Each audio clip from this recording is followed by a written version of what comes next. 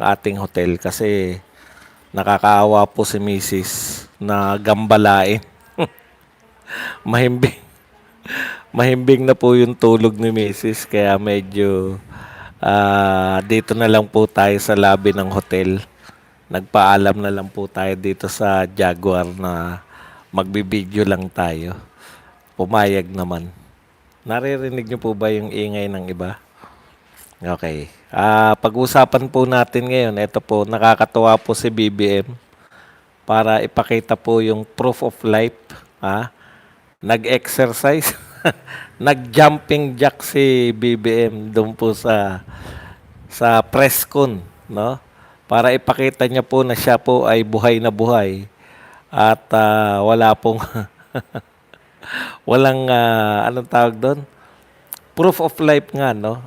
Talagang nag-live po siya na siya po ay buhay na buhay at naghamon pa po na kung sino man ang nagsasabi na siya po ay sumakabilang buhay na, ay hinahamon niya na mag-ehersisyo sila, no? Baka hindi raw kayo tumagal sa pagbubuhat ng weights. Habang sinasabi niya to, siya po ay hinihingal. Isa pa, isa po pong komedya itong si Auntie Claire, no? Ah, nakulong na rin po si siyempre magbe-bail po 'yan. Hindi po natin alam kung ang pinakita lang po yung mugshots.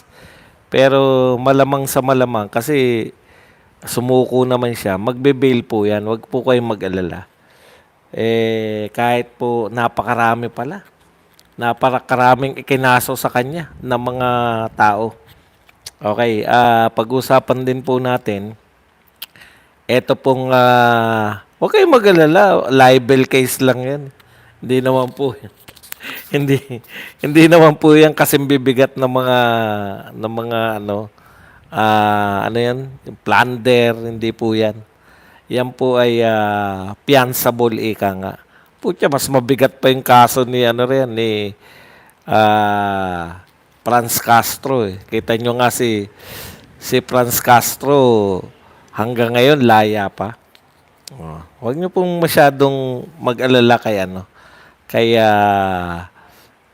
Congressman Mio Mio at yan po ay maliit na bagay lang po. Pwedeng isakripisyo. Sabi nga ni Baste mga batang congressman, mga batang politiko na matatawag nating matatapang. Hindi po yan. Hindi po yan iniinda, no? Okay. Ito po, tsaka si Auntie Claire nga po pala, yung binanatan niya po yung sinabi ni Baste, ni Mayor Baste na yung investigation na yung pinasimulan na investigasyon ni BBM hinggil po dito sa anong tawag diyan? Flood control self-destruction. Hindi po naintindihan ni Auntie Claire, no? O maaring naintindihan niya pero ayaw niya lang aminin sa sarili. Mamaya po ipapaliwanag din natin yan. At iba pa pong mga balita na magmumula sa inyo. Yan po mga pag-uusapan natin. Pero bago yan, kung bago ka pa lang dito sa ating channel, mag-subscribe ka na. Dahil ito lang ang tanging channel na may kinikilingan, may pinapanigan. Una sa balita, huli sa impormasyon, kaya ano pang hinihintay nyo? Pindot na, okay. Meron lang tayo nabitin tayo kanina. Hindi natin sagot to. Kasama dapat to sa topic kanina, ihabol lang natin ngayon. Ito po, yung pahayag po, yung ang dami po reaction, no? Sa totoo lang po, yung Rage Coalition na to, yung paglulunsad po ng Rage Coalition, napakarami pong reaction. Oy, Regine, kumusta ka riyan? Napakarami pong reaction. Buwat po sa mga DDH o Duterte diehard haters. Hindi rin po napigilan ng mainstream media na ibalita ito. Talagang ang lakas ng impact. At lahat po ng nakarinig kay Baste, kinabahan, no? ang galing po mag-speech eh. Marami pong nagsasabi na ngayon lang po narinig mag-speech si Baste. Parang tatay niya, mana sa tatay, pati yung wits, pati yung diin, no? Kumbaga batang digong ito, batang digong. At nagsabi nga po yung mga DDH, yung mga Duterte diehard haters natin, na mukhang plan B. Alam po ninyo, mali po yung pang-intindi ninyo sa mga sa suporta ng mga tao sa mga Duterte. Akala nyo, ang akala po ninyo, na una, mali sila ng tansya eh. Binanatan nila si Tatay Digong, akala nila, once na si Tatay Digong maipakulong, once na si Tatay Digong ma-eliminate nila sa equation, yan nga po, nakakulong sa ICC. Buong akala po nila, kusa na pong mamamatay yung support, no? Yung support po dito kay Tatay Digong.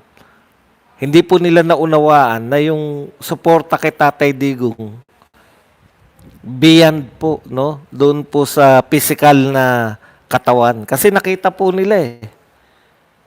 Pag si Tatay Digong po nasa rally, marami pong umaattend.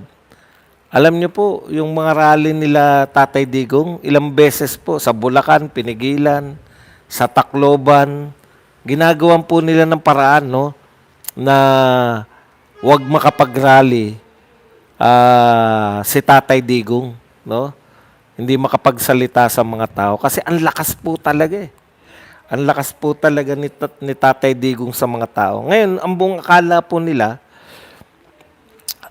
akala nila na pag napakulong na si Digong, yung suporta, makakalimutan na si Tatay Digong, tapos tuloy-tuloy na sila sa kanilang ginagawa. Baliktad po eh. Ngayon, eto na naman.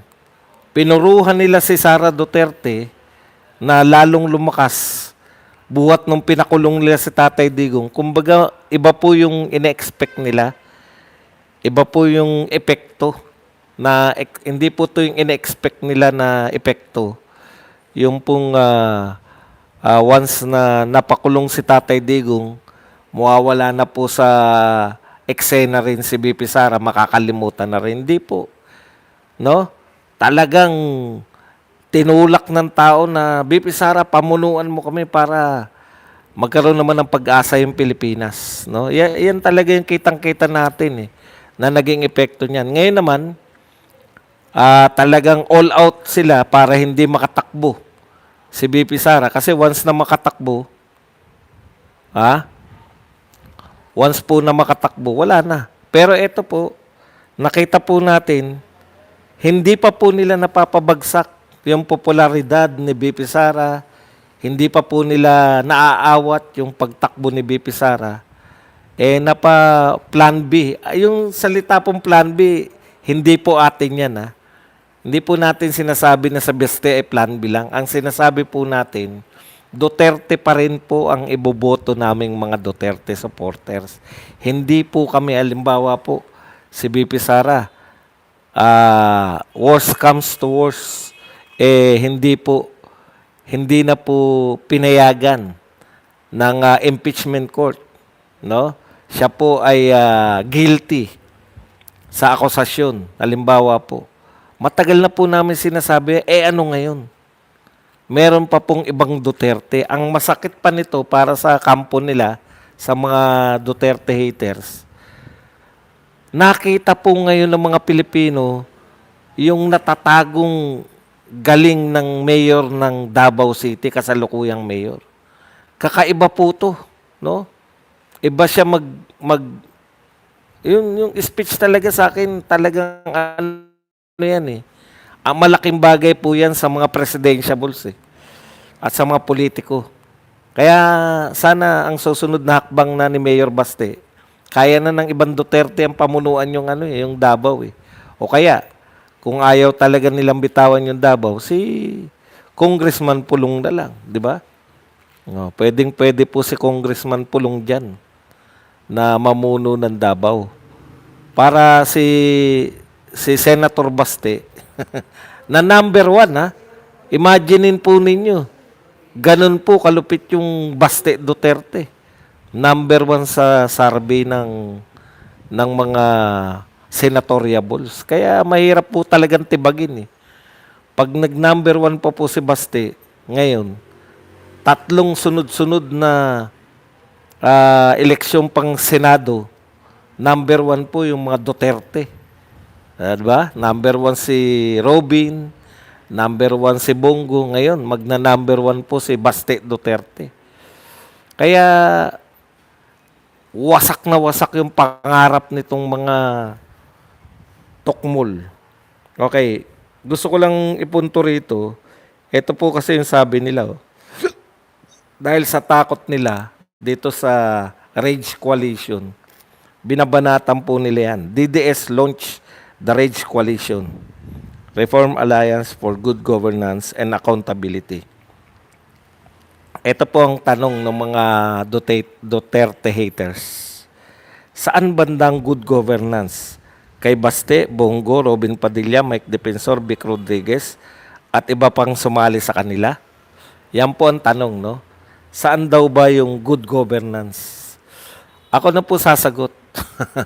Ang good governance po, parang naghanap sila ng prueba eh. Ano ba yung sinisigaw yung good governance? Saan namin makikita yan? Yan yung question nila. Saan nila makikita yung good governance? Makikita nyo po yung good governance diyan po sa Davao City. Kitang-kita nyo po. Pansinin nyo yung ICI create po para mag-imbestiga sa flood control. Mga problema.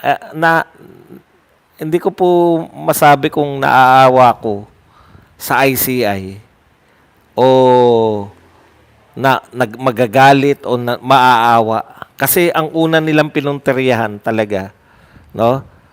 Ang una nilang pinunteriya para sa pag-imbestiga ng flood control, hindi po hindi po yung talagang pinakamalalaking o yung mga mastermind, no?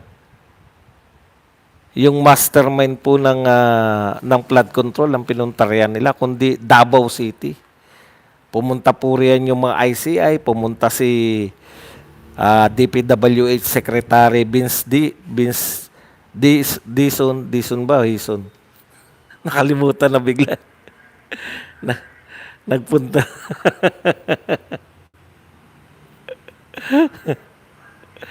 Okay. Nagpunta talaga diyan. Pinagtatawanan nga ni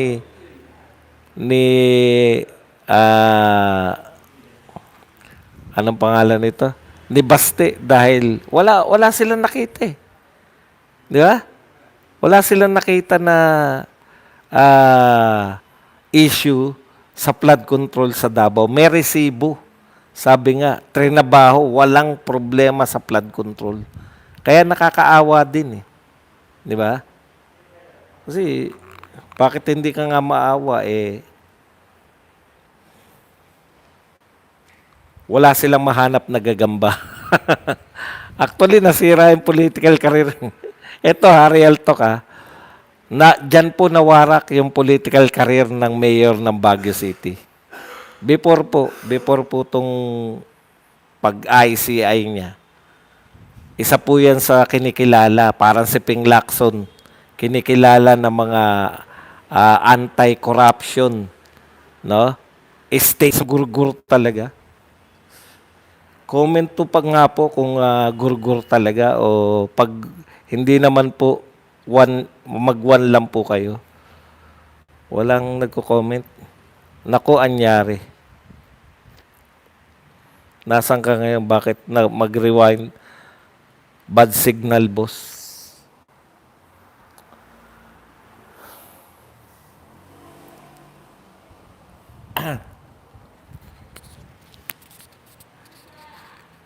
Wala ba? Ayun, marami na nag-number one.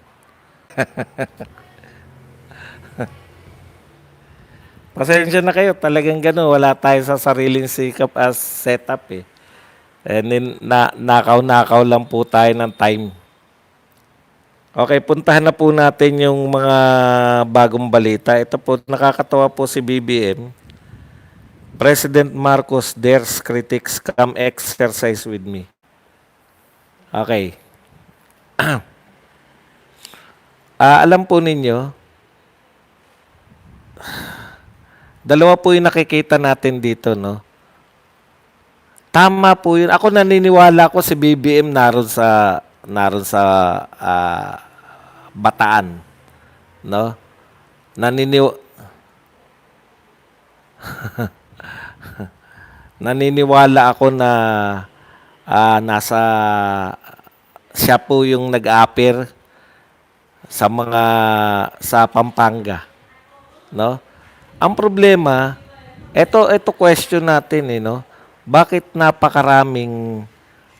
po napakaraming mga tao ang hindi naniniwala, 'di ba? Natawa ako. Wala raw sa Bataan, nasa Batakan.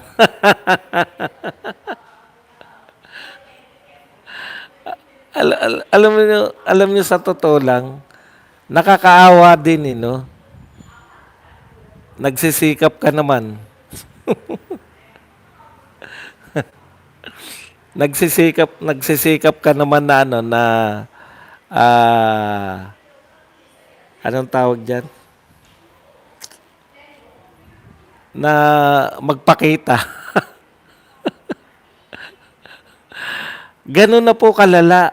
Antindi po. Ibig sabihin, mas paniniwalaan pa po ng mga mas madaling paniwalaan.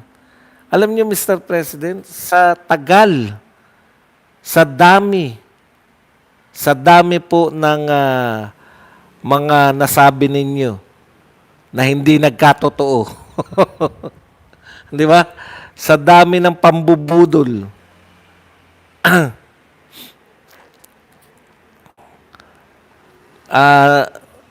Na nasabi ninyo, maski buhay na buhay pa kayo, saka nakakita. Nagpo-program, nariyan, nagpapakita sa Pampanga. Payat na payat siya sa Pampanga, di ba? Ang payat niya sa Pampanga eh. Walang kaduda-duda, puta, si BBM to. Wala po naniniwala na si BBM eh. Ganun po kalala yung distrust. No? Yung distrust po, alam po ninyo yun? Yung kawalan ng tiwala ng tao sa inyo. Puta, nariyan kayo, nagpapakita kayo, nagpapa-interview. Puta, tapos sasabihin ng tao, AI yan.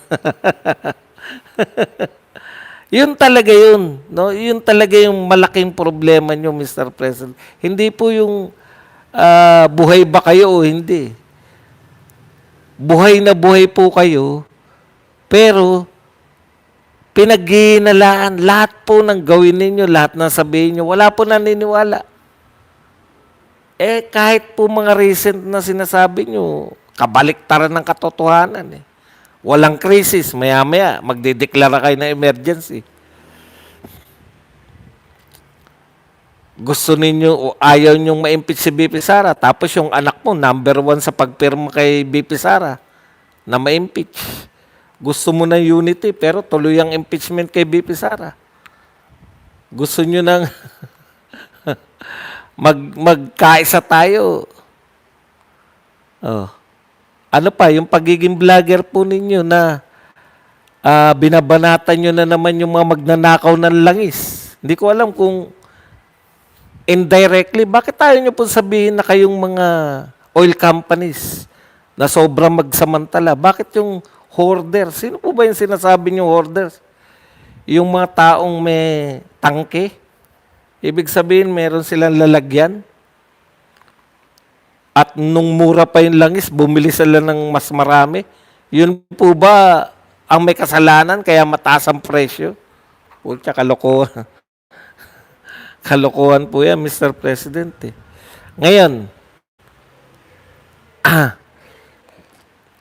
Ngayon po, mga kapatid, kung kanina pa ako walang audio, dapat kanina pa nagsasabi yung mga tao na walang audio.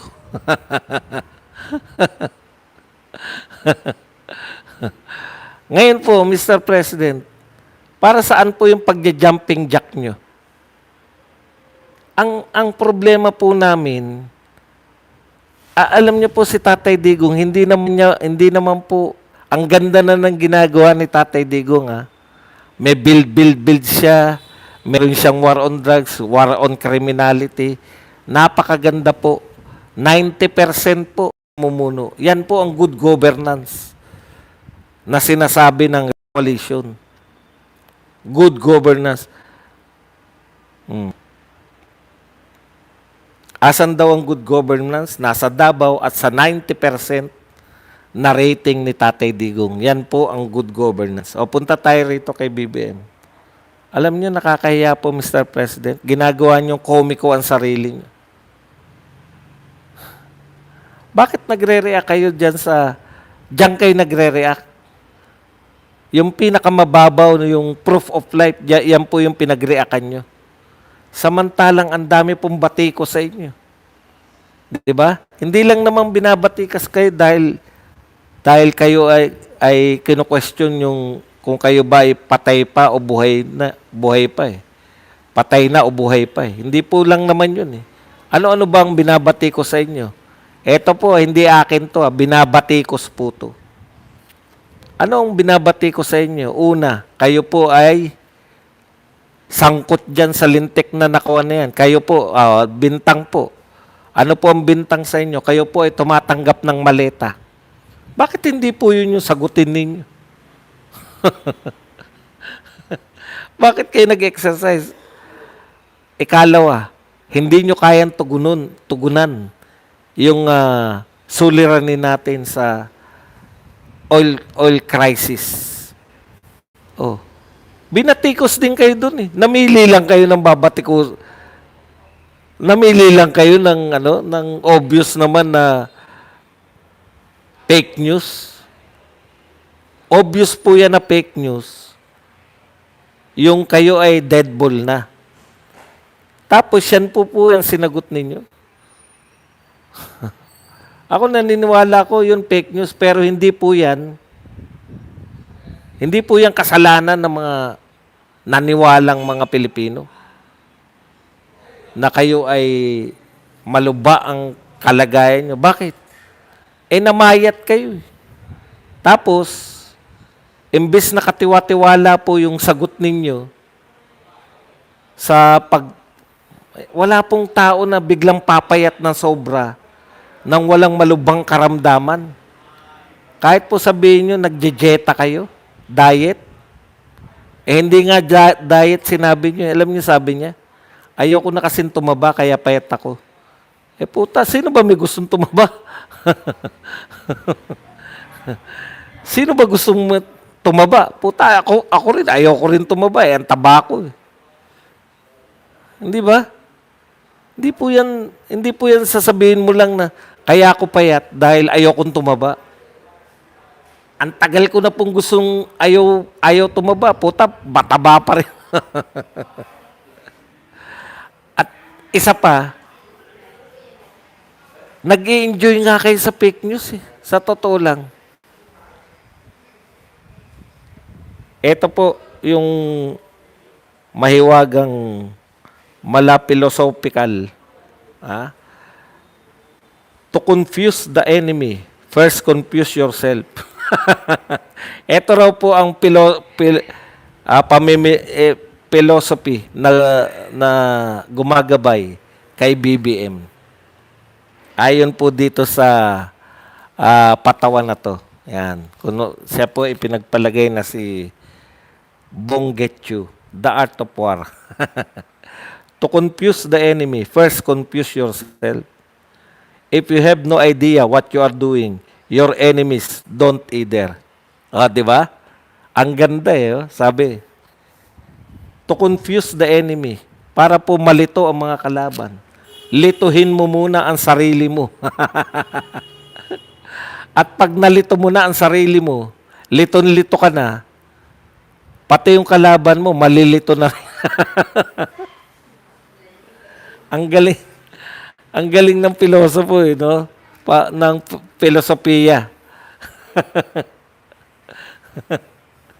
Okay.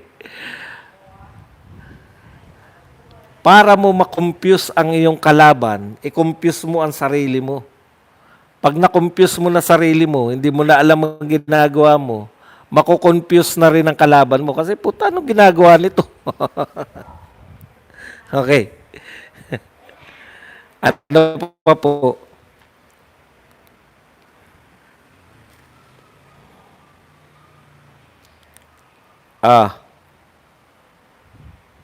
Tatakbo daw po si Auntie Claire, tinanong po siya. Sabi niya, hindi ko yan iniisip, although siyempre, may mga tao na nagsasabi, oy, tumakbo ka, tumakbo ka. Ngayon ko lang nadinig na sinasama nila ako sa survey. Siguro masarap na pakinggan kasi may mga tao na maaaring magtiwala sa'yo dahil sa ginagawa mo. Pero siyempre, hindi pa siya pumapasok sa isip ko. Sa totoo lang. Iyon, no? Pakipot ka pa, Auntie Claire, ha? Takbo na lang po kayo para maramdaman nyo po. Kasi merong isang politiko na takbo lang ng takbo, eh. Tumakbong vice president, talo. Tumakbong senador, talo. Tumakbong mayor, talo. O, para may kapartner po siya. Hindi.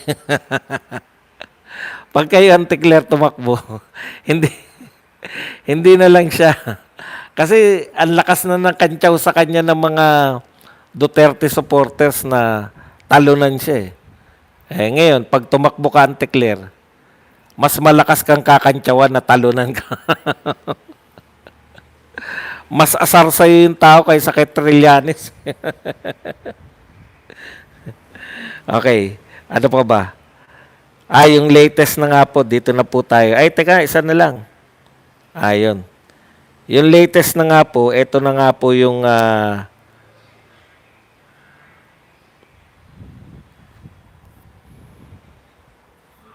kay BBM, no? Maganda yung sinabi ng isang viewer natin. Eh. Sabi niya, proof of life, kaya ka hinahanapan ng proof of life dahil wala kang kabuhay.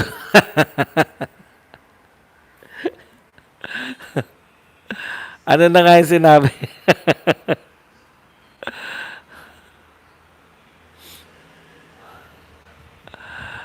Okay. Ito, sabi ni Maya Ota, ang proof of life na hinihingi namin dahil wala kang accomplishment. Yan. Kaya akala namin walang presidente. Di ba? Proof of life. Yung magkaroon ka naman kabuhay, wala kang kabuhay-buhay bilang presidente, wala kang nagagawa. So, ang proof of life namin, may gawin ka naman para naman, di ba? Para naman malaman namin na may presidente. Maraming salamat. Okay, Mr. President. Sabi ko nga, ang daming binabato sa iyo na issue. Bakit yung proof of life lang yung sinagot mo? Bakit hindi mo sagutin kailan makukulong yung mga magna dyan po sa flood control? O meron pa ba kayong balak ipakulong? Meron pa ba talaga kayong balak ipakulong? Ano ang mga ginagawa ninyo sa oil price increase? So okay na yun? Bilang presidente, yun na yun? Yun na yung trabaho niya? Mag-announce na tataas ang presyo, mag-announce na bababa ang presyo. Tari Bergehere, nag-announce lang po nangyayari nung panahon ng COVID. Ito po yung nangyari. Ilan na po yung namatay sa COVID. Trabaho lang po yan ng mga undersecretary. Di po ba? Ang gusto po naming malaman, magkano po yung kinita ng mga oil companies, bakit po hindi bawiin? Total, mahilig naman kayo magbawi. Di ba? Alam niyo po, sa totoo lang, akala ko yung nag-declare siya ng emergency. Ganyan po kasi. Pag nagde-declare, alimbawa, calamity, state of calamity, Maglalabas po ng pondo, tutulong po. 'Di ba? Ito state of emergency, energy emergency. Ang buong akala ko may aksyon na gagawin. Halimbawa, ang ine-expect ko magbabawas ng tax. Ang ine-expect ko babawasan nila yung presyo, mababawasan talaga kasi kukontrolin nila. Magkakaroon ng pansamantalang price control ang langis. Kumbaga, kaya ka nag-declare ng national emergency, may kaakibat na kapangyarihan yan eh. Pag mga emergency situation kasi, pwedeng pansamantala hawakan ng pamahalaan yung mga industriya na sa tingin niya ay dapat tiyakin. Eh, wala naman po nangyari. Nagdeklara lang. Ano pong ginagawa niyo, Mr. President, nagdeklara na tayo. Hindi nga po. Ano nga po yung ginagawa niyo? Eh, nagdeklara na tayo. Nagtayo na ako ng crisis committee. Eh, ano pong napag-usapan sa crisis committee? Kailan po ba nag-meeting yan? Wala. Alam niyo, paano ko natiyak na walang meeting yung crisis committee? Mahilig pong mag-optics tong presidente natin. Mahilig pong ipagmalaki. Sa kanila, pag nagdeklara na, okay na yan. May ginawa ka na. Sa kanila po, optics lang eh. Ano yung sinasabi? Meron galing sa inyo yan, yung as if doing something, AIDS, di ba? Ang ating Pangulo, as if doing something eh. Kahit walang ginagawa, gusto niyang magmukhang may ginagawa. Katulad niyan. Wala namang ginagawa. Puta, bigla ka nag-exercise. Si Tatay Digong ba gagawin niyang kalokohan yung sarili niya? Nagpapatawa si Tatay Digong, totoo, pero hindi niya gagawing iba po yung nagpapatawa, iba po yung ginagawang katatawanan yung sarili.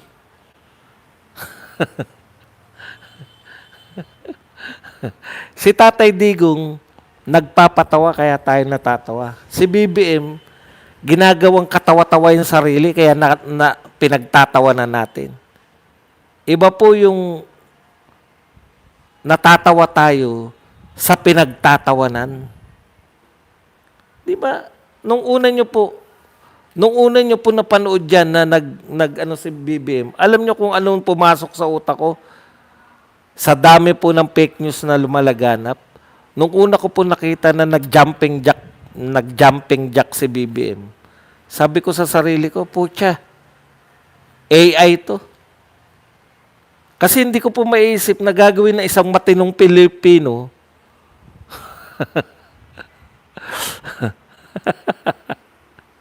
Alam niyo, hindi ko sila pinupuna yung mga yan, yung mga pumapasok na nagsabing no sound. Marami rin sila. Pamparami rin.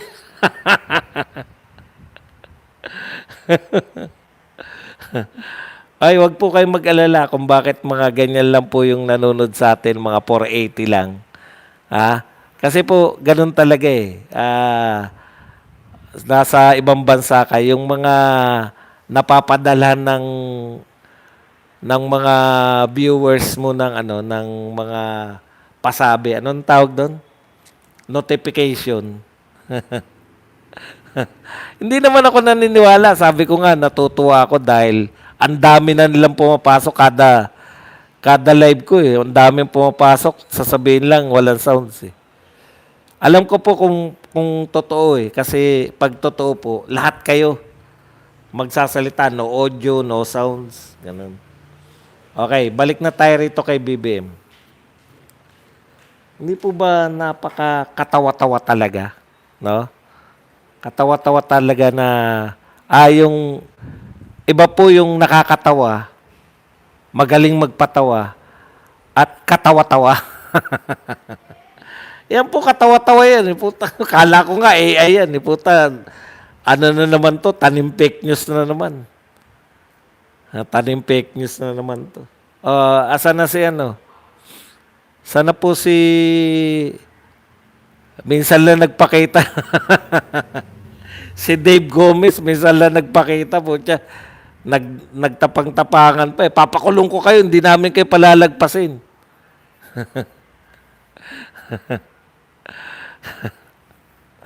Kaka-charge lang daw.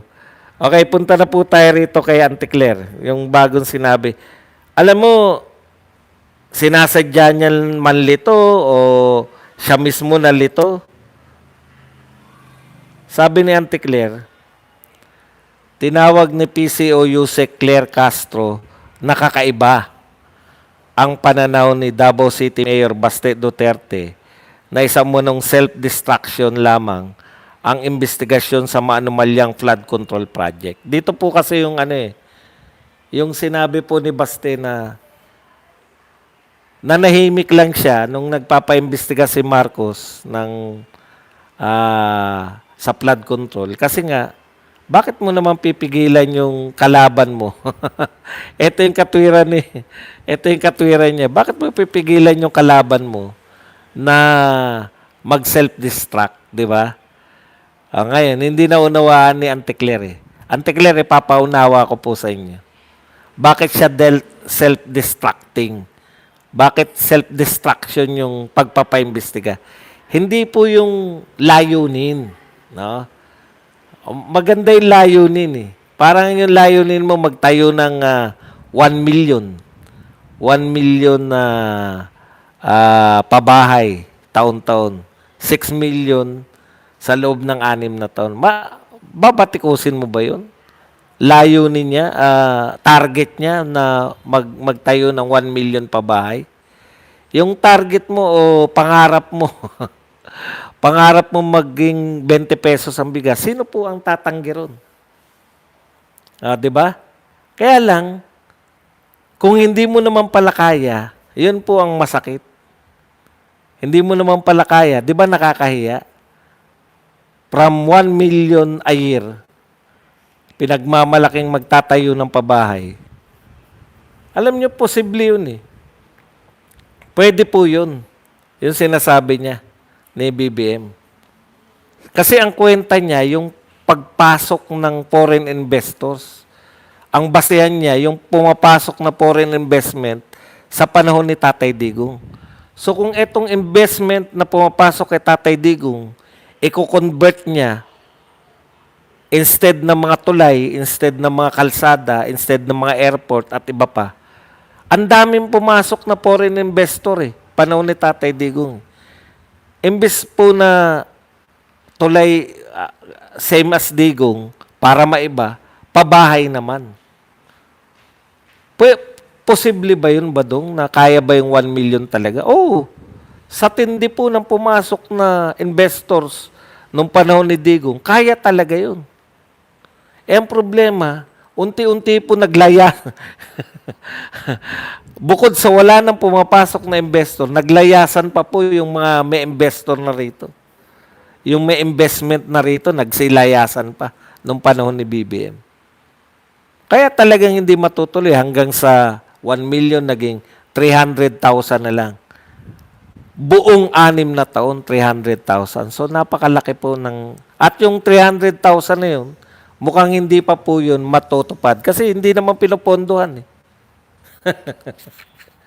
Flood control muna bago ang lahat. Putya, wala namang kita riyan sa babae na yan.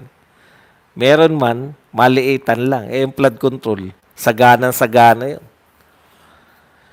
Okay, ano yung di mo Auntie Claire? Doon sa sinasabi na self-destruction. Hindi ba ngayon, wala namang nagko-congratulate sa inyo? Tama yan. Gusto niyang paimbestigahan. May nangyari ba sa investigasyon? Iba po yung gusto mong paimbestigahan para makulong. Gusto mong maimbestigahan para for the purpose na papanagutin, di ba? Paimbestigahan ko yan para managot yung mga magnanakaw. Iba po yun kaysa magkunwari kayo na magtatayo ka ng ICI para may mag-imbestiga, pero at the end of the day, wala pa rin kayong napakulong. Kaya self-destruction ang tawag doon, anti-clear. 'Di ba? Ngayon, binabanata na siya ron. Nagtayo ka pa ng ICI, gumastos na naman tayo. Pero wala namang napapakulong. Self-destruction kasi, alam ni Baste, at the end of the day, pangalawang ulit ko na yan, at the end of the day, na ang patutunguhan ng lahat ng totoong investigasyon, kung magkakaroon po ng totoong investigasyon, papunta po kay BBM. Kasi, sabihin nyo, hindi, si Martin ang pinaka-utak niyan. Kayo ba naman? Yan yung sinasabi natin, no? Papayag ba naman si BBM, presidente siya, na mas malaki ang, mas maraming maleta yung madideliver kala Martin kay Saldico kaysa sa kanya? Lalabas at lalabas po yun eh. Dahil pinaimbestigahan mo to, kung totoo yung mga nag-iimbestiga, yan nga, hindi pa totoo yung nag-iimbestiga, pero napalabas pa rin eh. Dahil kay Marcoleta, di ba? Nakumbinsi niya yung Diskaya na kumanta eh. Para maging state witness eh. Nung kumanta po siya, tinanggal siya sa pwesto. Tinanggal si Marcoleta sa pwesto dahil po siya, yari kami rito. Bakit? Ngayon po, isa pa, anti-clear. Bakit self-destructing? Nakita ng tao, gawa-gawa lang yung investigasyon eh. Nakita ng mga tao na si Marcoleta gusto lang patigilin sa investigasyon. Tignan niyo po. Tinanggal si Marcoleta sa Blue Ribbon. Effective. Buhat no natanggal si Marcoleta, wala na pong matinong investigasyon yan. Yaring-yari sila rito kay Singson. Di ba? Nag-volunteer si Singson. Kay Marcoleta rin galing yan. Na imbitahin natin si Singson. Inimbitahan. Binigyan ng deadline. Eto po, mag-submit po kayo para maisalang namin kayo. Pwede mo nga isalang yun nang hindi nagsasubmit dahil manunumpa naman yun. Pero gusto kasi ni Lacson, alam niya kung ano yung sasabihin ng witness niya. Alam mo pala sasabihin ng witness mo, Lacson? Talaga? Bakit naman pinagtakip mo pa yung mga witness mo noong nakaraan? Bakit balot na balot pa? Yung pala, wala namang sasabihin. Alam mo na pala sasabihin ng mga witness mo eh. Bakit tinayaan mo pa magbalot yung mga witness mo ng mga pagmumukha nila? Wala naman pala sasabihin.